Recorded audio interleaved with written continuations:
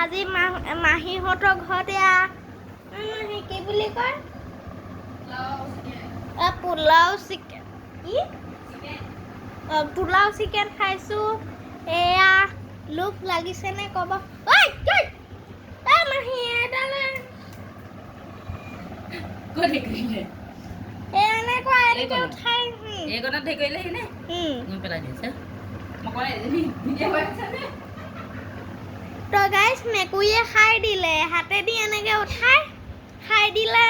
এনেই মোৰ মাথাটো খাপ হৈ গ'ল একদম গৰম কেলি তাই তুই যে মই চৰত যে আনকালি গৰম কৰি দিম কি চাহপাত খোৱা খাবহি নহ'লে গাইজ মেকুৰীয়ে উঠাই লৈ গ'ল তো গাইজ আমি আজিলৈ ইমানতে সমাপ্ত কৰিছোঁ এজনী মোৰ মাহী বাই বাই সেই